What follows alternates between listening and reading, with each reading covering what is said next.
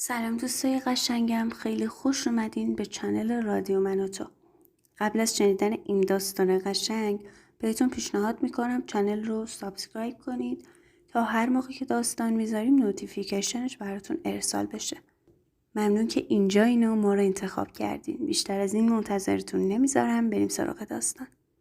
سلام، من میلاد هستم و 40 سالمه و تو کرمانشاه زندگی میکنم. داستانی که میخوام تعریف کنم برمیگرده به 20 سال پیش. برای تفریح و آب و هوا عوض کردن به روستای مادریم پیران رفته بودیم. همراه با دایی کوچکم از کوه برمیگشتیم که لب چشم دختری رو دیدن همانا، عاشق شدن هم همانا. از داییم پرسیدم این دختر مال کدوم خانواده است؟ داییم که تا ته قضیه رو فهمیده بود گفت ول کن میلاد، این خانواده به درد تو نمیخورن. اما من اونقدر اصرار کردم که بالاخره واداد. گفت اینا واسه روستای ما نیستن. اما یکی از برادراش اینجا داماد شده. احتمالاً اومدن خونه اون. وقتی رسیدیم خونه پدر بزرگم خبر عاشق شدنمو به همه دادم. اما اون موقع نمیدونستم چرا همه مخالف بودن و سعی کردن منو از خر شیطون پایین بیارن. حتی مامان بزرگم که همیشه به خاطر مشکل کلیه تو جا بود تا موضوع فهمید دوید توی آشپزخونه و شربت برام آورد. من که در آتش عاشقی میسوختم لیوان گرفتم و گفتم نه الان چه وقت شربت آوردنه. مادر بزرگم گفت بگیر بخور که من اینا رو میشناسم. شربت رو نوشیدم اما ذره ای از عشقم کم نشد. بالاخره بعد از 2 ماه پافشاری وقتی که خانوادم دیدن دختره از سرم نمیافته قرار گذاشتن و رفتیم خواستگاری. از خوشحالی روی پابند نبودم. تقریباً 10 کیلومتری از روستای پیران فاصله داشتن. با خانواده خودم و پدر بزرگم رفتیم خونشون. در همین حد از دختر شناخت داشتم که میدونستم اسمش مریمه. در چوبی بزرگی رو پدر بزرگم به صدا در آورد. 1-2 دقیقه بعد در باز شد و چشمم به جمال مادر زنم روشن شد. خونه‌شون شبیه قلعه‌ای بود که از رونق افتاده. راهرو خاکی رو رد کردیم و به حیاط بزرگی رسیدیم. 3 طرف خونه اتاقهای گلی دیده می شد. مادر مریم اشاره کرد به سمت چپ خونه بریم، یعنی جایی که زندگی جریان داشت. توی حیاط به اون بزرگی فقط 3 تا درخت دیدم که هر 3 هم انجیر بودن.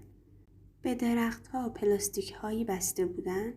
گفتم لابد درختها رو پیوند زدن. بعد از رد کردن انجیرها به سکوی نیم متری رسیدیم که با یه پله به کف حیاط وصل می شد. روبروی پله هم اتاق پذیرایی بود.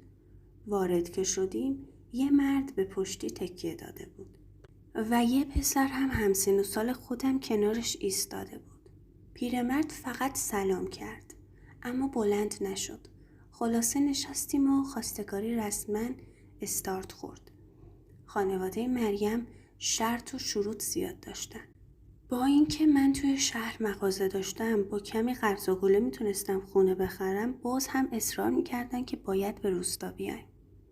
مهریم نسبتاً سنگین بود اما خب وقتی آدم گوشش دراز میشه دیگه این حرفا حالیش نیست. هرچه پدر بزرگم چشمک میزد و اشاره میکرد که کمی مقاومت کن، ولی من لبخند میزدم و میگفتم این که اهمیتی نداره، حق با شماست. اما پدرم موفق شد رضایت رو ازشون بگیره که ما توی شهر زندگی کنیم. در یک جلسه تمام حرفا زده شد و به مراسم عروسی رسیدیم. خانواده مریم میونه خوبی با نامزدی و غیره نداشتن. وقتی از خونهشون بیرون اومدیم بیشتر خواهان مریم شده بودم.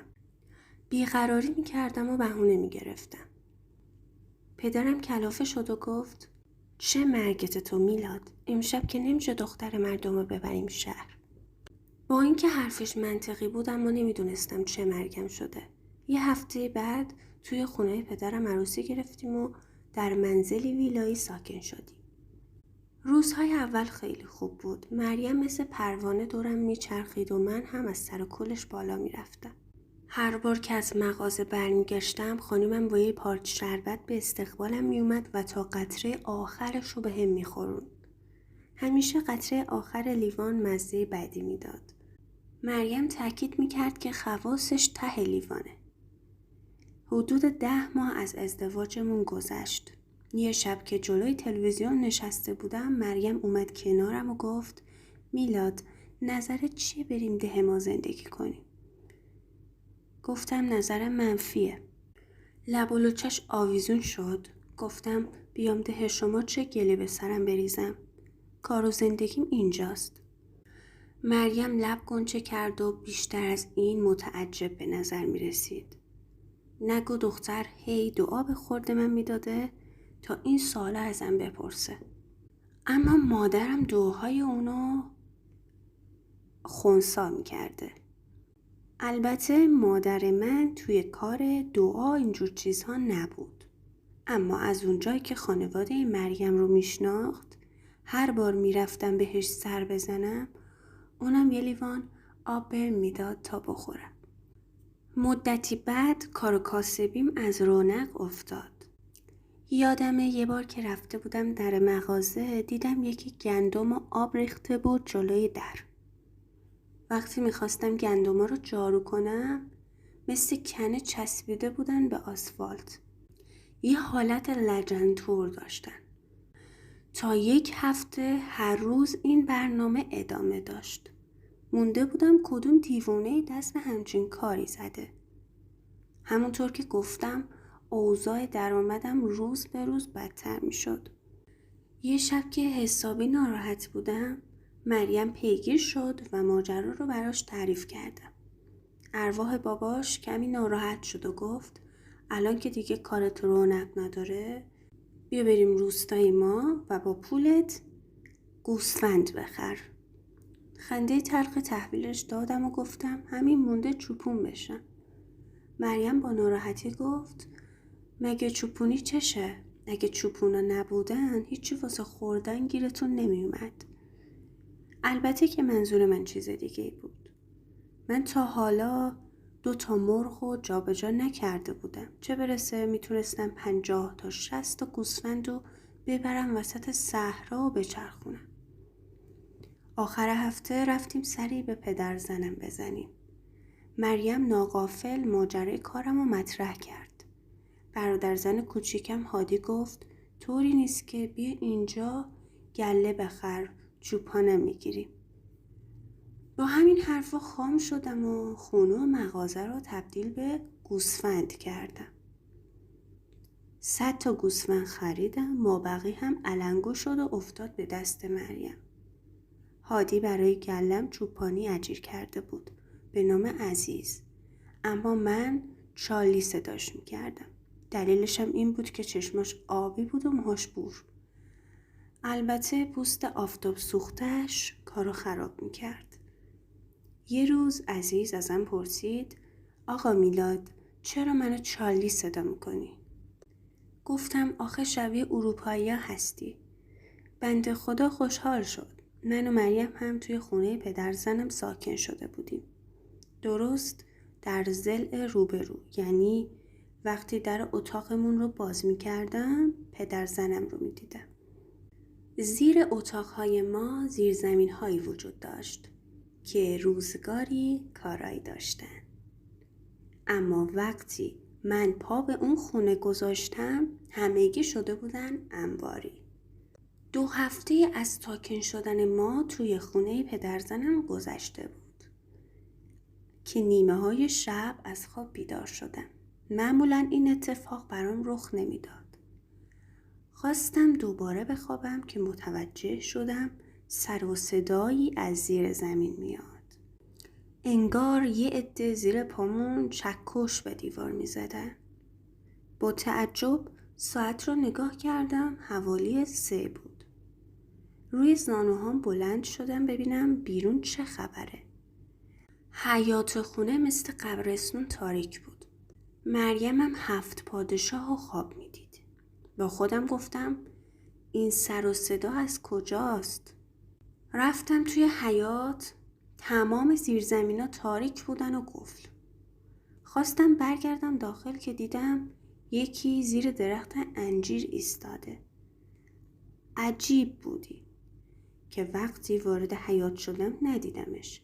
فقط هیکل تاریکش دیده میشد. هیکلش نه به هادی میخورد نه به اکبر آقا پدرزنم. خواستم برم جلو که پشیمون شدم. سر و صدا ادامه گرفته بودن، اما تا سرمو گذاشتم روی بالش یه صدای شنیدم. به نظر میرسید یکی اسب برده توی زیرزمین و با هم قدم میزنن. هر جور که بود اون شب گذشت و صبح رسید. صبح زود توی مسیر دستشویی مادرزنمو توی حیاط دیدم. سلامی کردم و گفتم محبوب خانوم توی زیرزمین حیوان دارید؟ رنگ از رخش پرید و گفت نه پسرم 10 ساله که درشون باز نشده. گفتم آخه دیشب سر و صدا می اومد از زیرزمین.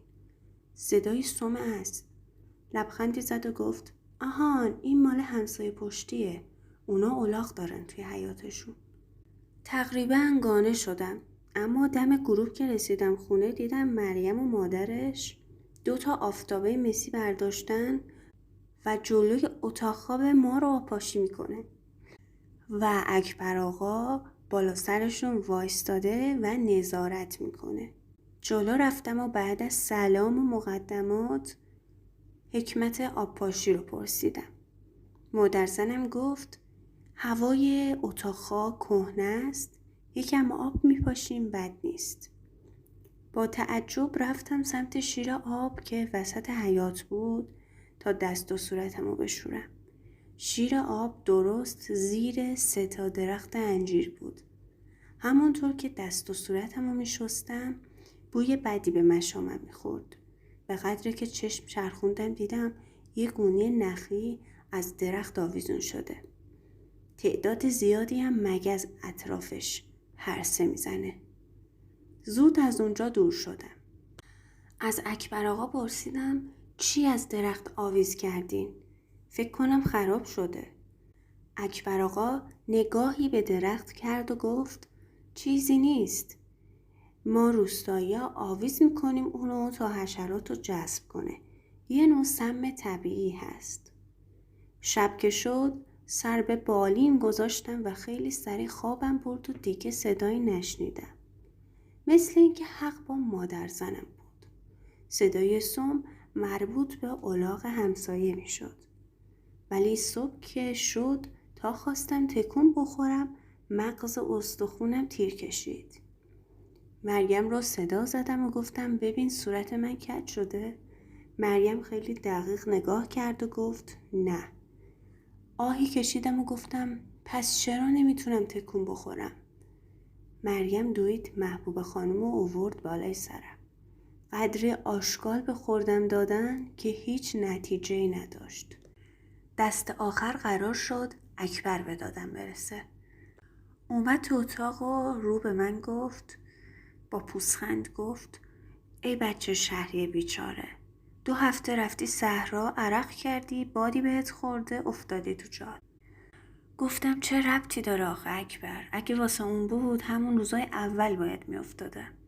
اکبر که اسمشو بدون آقای چیزی گفته بودم اخ می کرد و گفت باد پاییز بهت خورده. قبلا تابستون بود، این 2 با هم فرق میکنن. سپس چندباری عصاشو به کف پام زد، انگار سیمی به هم وصل کرده بودن. بی اختیار پاهامو جمع کردم. نمیگم این کارش جادو بود، احتمالاً به نقطه خاصی ضربه میزد. بعد از این کار ازم خواست بلند بشم. کلافه گفتم اکبر آقا من نمیتونم کمر راست کنم. بعد میگی بلند شو؟ پدرزنم تشری به هم زد که تا اون روز ندیده بودم. تکونی به خودم دادم و در کمال تعجب اونقدر هم اذیت کننده نبود. چند لحظه بعد موفق شدم بایستم. اکبر آقا راه افتاد سمت اتاق خودشون و اشاره کرد که دنبالش برم. به اتاقش که رسیدیم به هادی دستور داد 2 خشت روی آتیش بذاره. خودش سر جای همیشگیش نشست و من کنارش نشستم. چند دقیقه بعد در خونه رو زدن. محبوب خانم رفت در رو باز کنه. خیلی زود با نایلون مشکی برگشت. نایلون رو تحویل اکبر داد و گفت محمود آورده. پدرزنم پلاستیک رو باز کرد و دیدم یه عالم آشغال بیرون آورد. لابلای اون آشغالا چشمم به یه قفل افتاد. مریم که از این ماجرا خبردار بود دوید توی اتاق و گفت آقا جون چی کار میکنی؟ میلاد اینجاست. اکبر آقا سری تکون داد و گفت گره از کار خلق باز میکنم. من که اونقدرم نادون نبودم. از چیزایی که میگفتن شنیده بودم قبلا. گفتم با قفل گره باز میکنید؟ اکبر آقا بد نگاهم کرد و گفت گاهی اوقات آدم یه چیزی به صلاحش نیست، پس اگر راهش رو ببندیم در حقش لطف کردیم. به همین خاطر بله، با قفل هم میشود گره باز کرد. دیگه حرفی نزدم. یهو صدای هادی بلند شد که گفت خشت ها آماده است. اکبر اشاره کرد که جابجا بشم. هادی با یه سیمی که داخلش 2 خشت گذاشته بود وارد شد. گفتم یا خدا این پیرمرد میخواد گربه رو دم هجله بکشه. نگاهی به مریم کردم اما کاملا بیخیال بود. اکبر گفت به شکم دراز بکش، پیرهنتم بده بالا. با نگرانی گفتم برای چی؟ اما توضیح اضافه نداد. لباسم رو بالا زدم، خشت رو توی یه دستمال کلفت پیچید و گذاشت روی کمرم. سپس شروع کرد به خوندن یه شعر به زبان بیگانه. کم کم از گرمای خشت خوشم میومد که صدای شطرقی به هوا زد. اولش فکر کردم ستون فقراتم خورد شد، اما وقتی هادی خشت رو برداشت هر دوتاش توی دستمال وارفته بودن. انگار یکی محکم کوبیده بودشون. وقتی هادی سینی رو برد بیرون پدرزنم گفت باشو برو به گوسفندات برس. خواستم اعتراضی کنم اما دیگه هیچ دردی نداشتم. حیرت زده لباسم رو پوشیدم و رفتم. با اینکه اوایل پاییز بود اما خورشید ناجوانمردانه میتابید. چارلی معمولاً دامنه کوهی را انتخاب میکرد که رو به تابش خورشید بود. اما دقیقاً روبروی ما کوهی وجود داشت که تا 2 ساعت الی 3 ساعت بعد از ظهر سایه بود. هر روز زیر آفتاب عرق میکردیم که گفتم پسر تو چرا گله رو نمیبری اون سمت؟ نگاه کن چه سایه‌ای داره. چارلی انگار که بخواد راز مگو رو با من در میون بذاره گفت آقا میلاد مبادا گله رو به سمت کوه سیاه ببری. گفتم چرا آخه؟ از جاش بلند شد و گفت اونجا سیاهی داره. بعد رفت سمت گله. چفیم رو انداختم روی سرم و گفتم یه نفر توی این روستا مثل آدم حرف نمیزنه. سیاهی دیگه چه گفتیه؟ 2 شب بعد با مریم توی اتاقمون نشسته بودیم که احساس کردم حالم ازش به هم میخوره. حتی به نظرم زشت میومد. توی فکر بودم که آخه من عاشق چیه این شدم که یهو در خونه به صدا در اومد. محمود و هادی دویدن توی حیاط. به غیر از هادی 2 برادر زن دیگه هم داشتم که هیچ کدوم با اکبر آقا میونه درستی نداشتن. مریم میگفت ارثشون رو طلب کردن که اکبر گفته تا زنده هم چیزی بهتون نمیرسه. طولی نکشید که متوجه شدم هادی با سرعت به سمت اتاق ما میاد. در اتاق رو زد و رفتم سراغش. به هم گفت عزیز میگه فردا باید مادرش رو ببره دکتر، خودت باید گله رو ببری. اعصابم خورد شد و گفتم گوسفنده مهمترن یا مادرش؟ هادی خندید و گفت 2 الی 3 باری که ببری یاد میگیری، نه ترس، حیوونا راهشونو بلدن. با نگرانی برگشتم پیش مریم. داشت سفره شام رو پهن میکرد. اولین لیوان دوغو سر کشیدم. چند لحظه بعد وقتی به مریم نگاه کردم انگار دوباره عاشقش شدم. قلبم پر از عشق شد. وقت خواب رسید دوباره نیمه های شب سر و صدای غریبانه شنیدم، اما این بار صدا از حیاط می اومد و باز هم صدای پای اسب بود. رفتم پای در و سرمو چرخوندم به شیشه. هیچ کس توی حیاط نبود، اما درختای انجیر مثل علف تکون می‌خوردن. خبری هم از باد و طوفان نبود و همزمان صدای پا هم میومد. ترس به جونم افتاد و خواستم مریم رو بیدار کنم، اما تا سرمو چرخوندم دیدم مریم پشت سرم ایستاده. داد کوتاهی زدم، گفتم زهر ترک شدم. زن بیا ببین تو حیاطتون چه خبره. مریم جلو اومد، اما به جای اینکه نگاه کنه به حیاط سریع پرده رو کشید و گفت بیا بگیر بخواب، توهم زدی. سریع پرده رو دوباره کنار زدم، خواستم درخت انجیر رو نشون بدم، اما همه چی آروم گرفته بود. با این وجود اون شب مطمئن شدم توی خونه قدیمی اکبر آقا فقط ما زندگی نمی کنیم. محبوب خانم همیشه در حال آبپاشی نکات خاصی از خونه بود. اکبر آقا هم همیشه زیر درخت انجیر آشغال آویزون می کرد. اونم در حالی که سرما شده بود و دیگه حشره‌ای وجود نداشت. با ترس و لرز برگشتم توی جام. حتی از مریم هم میترسیدم. اون لحظه بود که با خودم گفتم ای کاش به حرف خانوادم گوش میدادم. صبح که شد برای رهایی از خونه ترسناک اکبر راهی صحرا شدم. وقتی که به خودم اومدم دیدم که به همون 2 کوه تاریک رسیده بودم. خوشبختانه گله به سلامت به چراگاه رسید.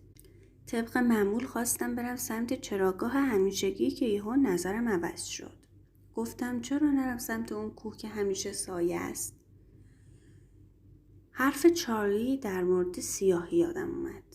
اما راستش رو بخواید وسط آفتاب کی از سیاهی میترسه؟ گله رو بردم سمت کوه سیاه. اتفاقا اون حوالی هنوز علفهای زیادی برای چریدن گله وجود داشت. بالاتر از گله تخت سنگی پیدا کردم و دراز کشیدم. شاید نیم ساعت از استراحتم نگذشته بود که احساس کردم یه سیاهی بالای سرم چپ و راست میره، اونم با سرعت زیاد. با وجود اینکه تنبلی میومد که نگاه کنم ببینم چیه، ولی بالاخره سر چرخوندم ببینم کیه. چیزی به چشمام نیامد، اما همون لحظه یه نیروی مزاحم رو توی کوه احساس می‌کردم. عجیب این بود که انگار چند تا بودن و از نزدیکی من رو نگاه می‌کردن. با اینکه احساسشون کرده بودم، اما آدمیزاد دیگه شیر خام خورده است. وقتی چیزی به چشمم نیومد گفتم لابد خیالاتی شدم. به تخت سنگ تکیه دادم و چشامو بستم. همین جور که پلکام گرم می شد یکی در گوشم چیزی گفت. لحنش جوری بود انگار وارد ملک شدم. سریع از جا بلند شدم. سربانم روی 1000 رفته بود و سرم گیج می رفت. یه چیزهای سیاهی شبیه نقطه می دیدم. نمی دونستم واقعا وجود داره یا مشکل از چشمای منه. چند لحظه بعد اتفاق وحشتناکی افتاد. صدای گوسفندا رو شنیدم که دارن با هم حرف میزنن و از دست من شکایت میکنن که چرا بردمشون اونجا. فهمیدم که حق با چارلی عزیز بود. دامنه رو پایین دویدم، حسابی حالم بد شده بود. خواستم گله رو جمع کنم که سنگی اندازه یه تخم مرغ افتاد به شونه راستم. انگار گلوله خورده بودم از بس که درد میکرد. سنگ از بالای کوه پرتاب شده بود.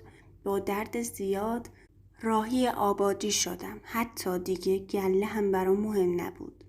به خونه پدرزنم که رسیدم با دست چپ در زدم. وقتی هادی در رو باز کرد چشمام سیاهی رفت و بیهوش شدم. چند ساعت بعد با صدای حرف زدن خانواده زنم به هوش اومدم. اما اکبر آقا میگفت هادی تو مطمئنی این خیره سر به سمت کوه سیاه بوده؟ هادی گفت بله، چند بار بگم چوب و کلاهش اونجا دیدم، اما جرئت نکردم برم بالا. اکبر آقا ادامه داد خوب کردی، اون کوه بار سنگینی داره و گفت مریم خدا رو شکر کن که شوهرت زنده رسیده خونه. اونقدرم کنار گوش من آبگوره نگیر دیگه حوصله‌تو ندارم. آخه این پسره چی داشت که منو به زحمت انداختی چیز خورش کنم؟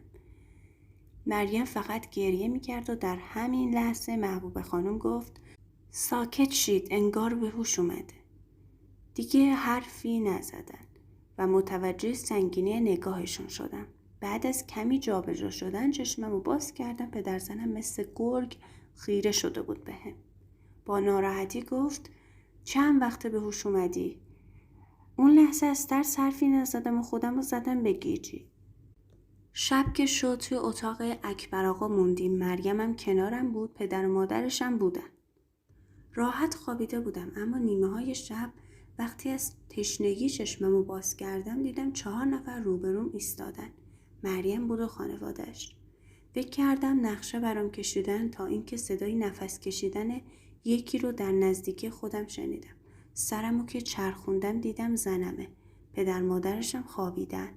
چند باری پلک زدم اما اونایی که میدیدم واقعی بودن.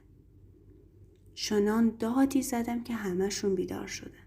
پدرزنم حد زده بود که چیزی به چشمم اومده. لب گاز میگرفت و هی راه میرفت تو اتاق. بعد از اون ماجرا دیگه مهر مریم به دلم ننشست. هر چقدرم شربت بهم میداد فایده‌ای نداشت. یه روز اکبر آقا اومد سراغم و گفت من اولشم به این وصلت راضی نبودم. هر کاری که کردم به خاطر دخترم بود. از اولشم بهش گفتم اثرش دائمی نیست. الان گله رو بده به همونو برو. وگرنه همونایی که دیدی رو میفرستم سراغت. نمیدونستم این تهدیدی که کرده واقعیه یا الکی. رفتم با خانوادم مشورت کردم و دست آخر از مریم جدا شدم. اکبر آقا دعاباز یا بهتره بگم که رمال حرفه‌ای بود. با این وجود حتی نمیتونست زندگی دخترش رو برای 1 سال تضمین کنه. دیگه هم سراغ دخترش نرفتم. حتی شنیده بودم گله رو گذاشتن برای داماد دخترشون، اما بخت دخترش گره خورده بود. 5 سال بعد از این ماجرا دوباره ازدواج کردم. حدود 13 ساله که زندگی نسبتاً آرومی دارم و این زندگی رو اول از همه مدیون خدا و بعد از اون مدیون خانوادم هستم که پشتم بودن. دوستان ممنونم که تا انتهای داستان میلاد همراهمون بودید. لطفاً اگه نظر، پیشنهاد، انتقاد یا هر چیزی حتی تجربه مشابه مثل این داستان رو دارید برامون بنویسید و خود آقای میلاد هم توی چنل هست و نظراتتون رو میخونن. و دست آخر اگه لایک نکردید لایک کنید و دکمه سابسکرایب رو بزنید که ما هر شب اینجا داستان‌های خفن رو آپلود میکنیم. ازشون جا نمونید و نوتیفیکیشنش براتون ارسال بشه.